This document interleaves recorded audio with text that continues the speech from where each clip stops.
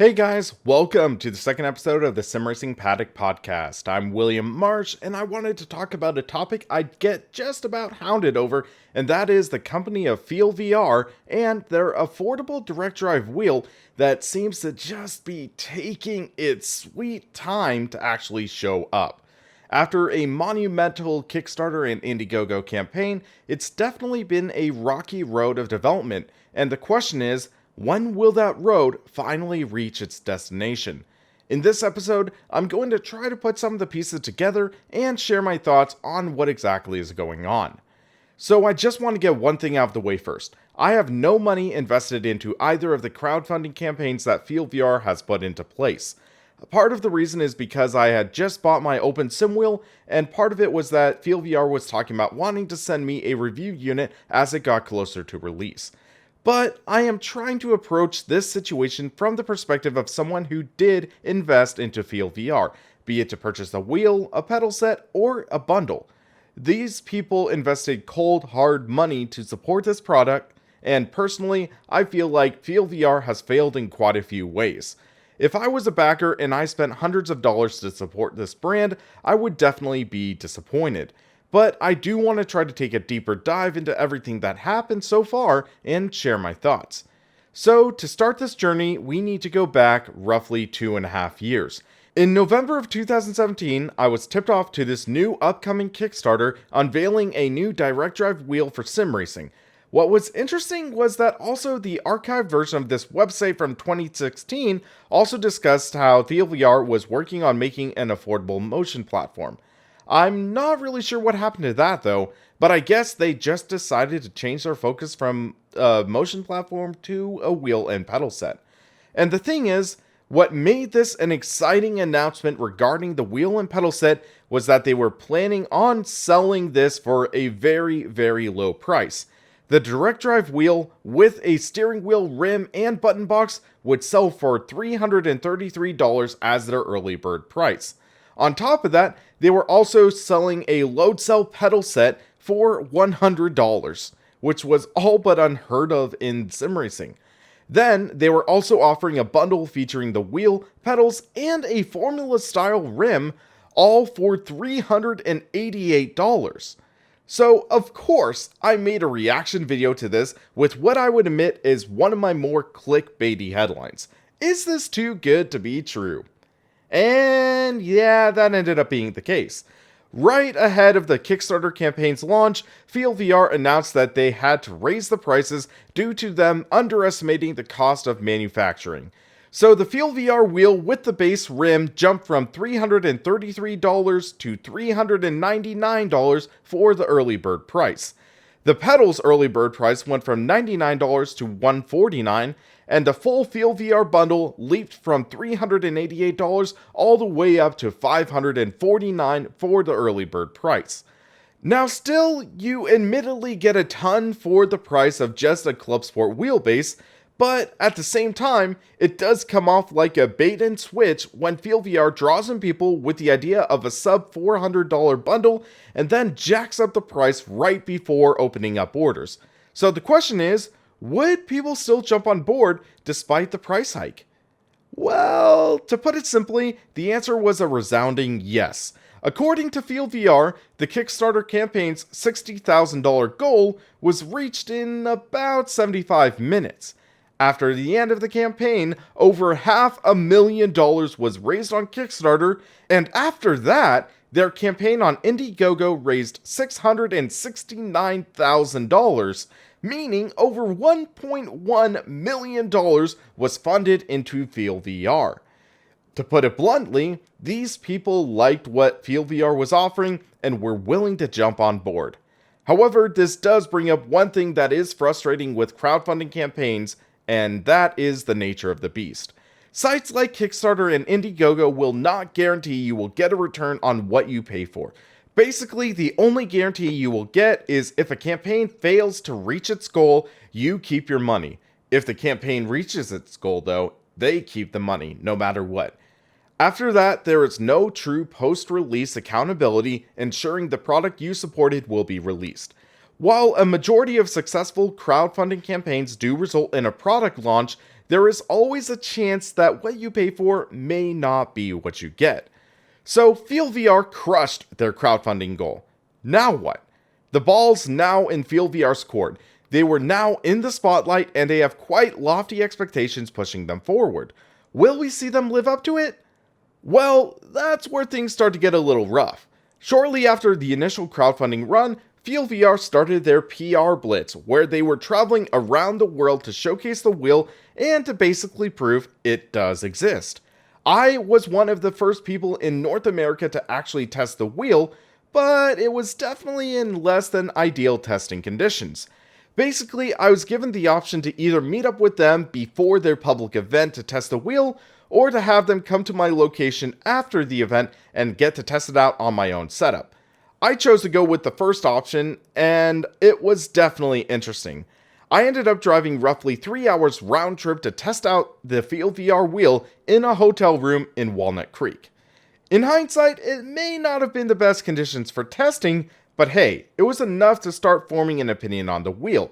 In that brief time, my opinion became fairly clear. It had a lot of potential, but it was definitely rough around the edges. At the point of my testing of the Feel VR wheel, my experience with direct drive wheels was quite limited. I had just gotten my first personal direct drive wheel just about a month before, and I had tested out one direct drive wheel before that. However, it was clear that the force feedback in this definitely needed to be more refined. To put it simply, it was rough. I felt like I needed to give them the benefit of the doubt though, as this was still an early prototype. As of the time of my testing of this wheel in May or so of 2018, we still had months before the release date of these wheels. However, it felt like there was a lot that needed to be done. In addition to the rough force feedback, the build quality left a lot to be desired. The initial marketing photos showcased a relatively polished wheel, but what I got to test out definitely felt more like proof of concept. Add in the factor that the wheel actually erupted in smoke at one point, that's definitely something that's concerning. What they told me was that one of the mounting screws shorted out the PCB when they tried hard mounting the wheel to the wheel stand that I brought along with me. But yeah, that's something that would need to definitely be addressed before even considering mass production. To be perfectly frank, I was more impressed by the pedal set. I guess due to the fact that pedals are less software dependent, it's more important on how the pedal feel is. And for a pedal set planning on retailing for under $200, they weren't bad. Not great, but not bad. Again, my testing conditions were quite horrible, but they actually felt like a decent set of pedals. However, a couple days later, another guy who tested it at the public event said they were hot garbage and they failed, so what do I know? So yeah, there was definitely a lot of work that needs to be done on both sides of the board. But if they worked out those bugs and made it more reliable, I could see this being a decent product. So after my testing of the Feel VR wheel, they completed their PR circuit and got other notable people to test out the wheel, such as Sean Cole from the Simpit, Viper Concept, and other YouTubers who got to test out the wheel and pedals. Across the board though, it felt like the consensus was, it's rough, but there is potential. So at the conclusion of this PR circuit, we got an idea of the wheel and at least showed us that there was a semi-functional unit. The next step was to iron out the bugs and then enter mass production. Admittedly, I felt like that would be a tough feat to match the end of 2018 release date. So now, the focus goes from the YouTubers and the personalities sharing their opinions onto Feel VR themselves, and namely the update page on the crowdfunding campaigns as well as social media posts. One of the major elements of crowdfunding campaigns is that you are being backed by hundreds, if not thousands of people. They are serving as your investors, and in a situation like this, transparency is key. You want to be able to communicate well with your backers and keep them informed on what's going on. You have a responsibility to use the funds and your assets wisely and responsibly. And in the beginning, Feel VR was definitely doing a decent job keeping their backers informed on what's going on. They did a decent job giving updates through the end of the Kickstarter campaign, and even provided a relatively steady flow of updates after the campaign ended. However, things started slowing down a bit a few months after. It changed down to roughly a single update a month around fall or winter of 2018, and that's a relatively acceptable interval for updates for a product in development, but then in 2019, the updates became more sporadic. So to put in perspective, in 2018, we had 14 Kickstarter updates from FieldVR where they talked about the features and the other elements for the wheel and pedals. In 2019, that number dropped down to 10 updates, with admittedly not much substance behind some of the posts. In September, though, we got a fairly substantial update, but it was one that raised a few concerns. Basically, in that update, they implied that they felt like it was the wrong call working on a wheel and pedal set simultaneously. So, they decided to prioritize development on the pedal sets first, and then shifting the focus onto the wheel development. That seems somewhat like a slap in the face to the people who invested money into it, because out of the 2,087 people who backed FieldVR on Kickstarter or Indiegogo, only 95 backers invested in the tiers that only featured pedals. So ultimately, it felt like FieldVR was pulling another bait and switch on their supporters. Basically, they were saying, hey, we know you invested the money because of our wheel, but for now, we're going to be focusing on the other product, and then we'll get to the wheel maybe next year. Now, keep in mind, at this point, they had already missed their initial release date plans by nearly a year. Now, I get that they had production delays and struggles with the development, but it's still slightly concerning when it's getting to a point where we're getting less communication. But now, it seems like there is some good news on the horizon, but with that news, that also brings us more questions. In the end of 2019, FieldVR actually released some products out in the wild. They sent out the FieldVR pedals to their first 100 backers, and we did get to see some reviews from owners, including an excellent review from SimRacing Garage. So we entered a point where we are now seeing FieldVR pedals actually existing and being shipped to backers. However, a new question has arisen. We have seen the new pedals actually released to the first 100 backers, and we got a new 2020 update in January, but that update just essentially equated to, Happy 2020, we sent pedals to our first 100 backers and we'll be shipping out future sets to backers in ascending order. So that brings up some questions I have. First, have any of the backers above number 100 received their pedal sets yet? Secondly, why has there been no mention whatsoever about the wheel in the post?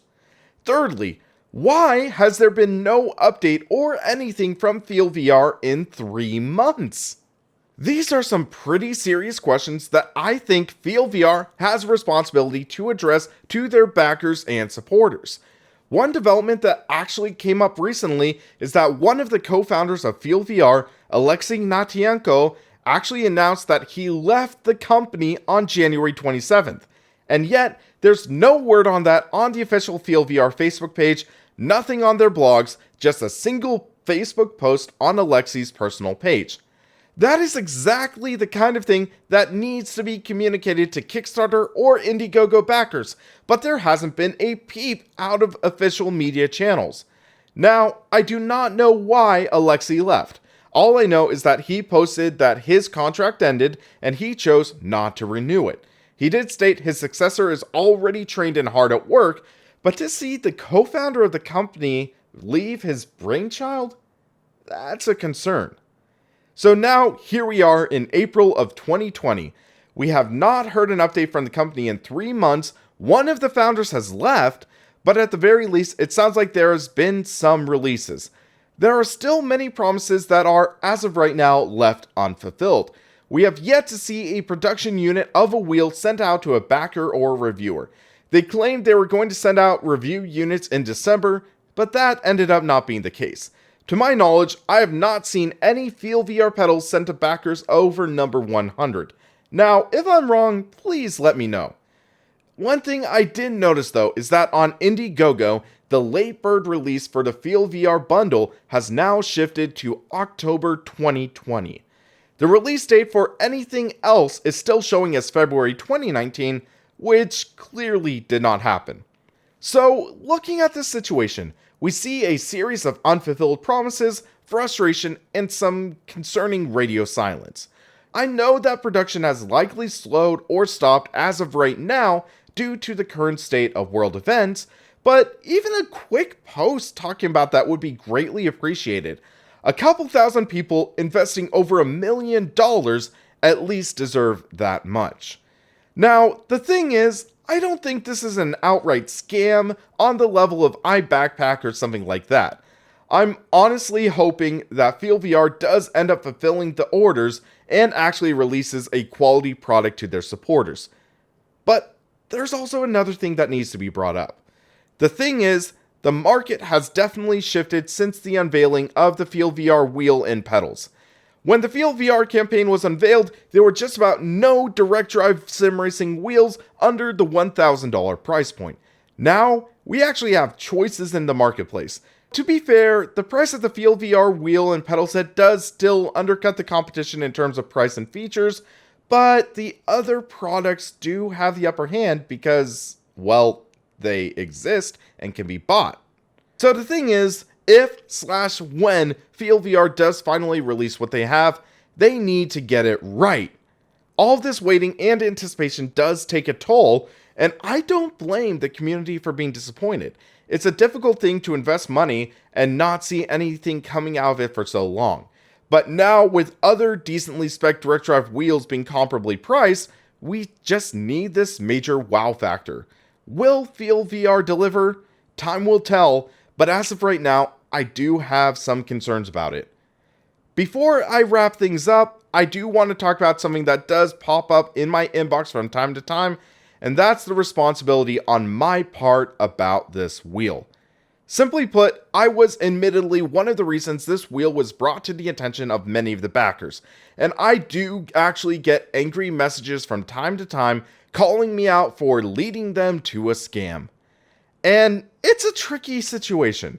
As a media outlet covering topics in sim racing, there's somewhat of a responsibility on my end to share my discoveries and thoughts about products, both new and exciting. At the time of the announcement of the wheel, I had no idea that things would progress the way they did, and I was just simply attempting to report on what I saw and share my thoughts on it. And then, when I had the opportunity to test out the wheel and pedal set, of course, I would jump on that opportunity to share my thoughts. It's not every day you get to preview a direct drive wheel and pedal set, so I wanted to take advantage of that opportunity. But at the same time, I wanted to do a decent job of being objective and unbiased in my findings. That's why I didn't leave out the fact that there was a failure in the wheel. That's why I stated it was rough around the edges. But at the same time, I'm an optimist by nature. I try to see the good in people and in things, and I saw quite a bit of potential in the wheel. If they dialed out the issues with the wheel and refined the software, I could definitely see it being a good product. But with that being said, I know that my findings and my opinions and my videos did influence many people to jump on board this campaign, and that has led to many people being frustrated, and I'm sorry for that. I wish there was something I could do, but unfortunately, there's just so much a guy with a YouTube channel can do. So yeah, that's why I am trying to make this video, make this podcast, to try to bring this issue to light and light a fire under FieldVR's butt. There's a lot of info that needs to be addressed, and I'm hoping if this video helps bring a result, then that would be great. But all in all, the story of FieldVR is definitely a weird one, and it still has quite a few questions regarding how it's going to progress. I'm really hoping this does reach a happy conclusion for the sake of everyone involved with it, but time will tell. Now, these are my thoughts of the FieldVR story so far, but this is admittedly from a guy who is on the outside looking in. I know there are plenty of people who are more involved with the company, be it financially, emotionally, etc. I want you to share your thoughts and your perspective in the comments. Thanks for putting up with this rant, and have a good one.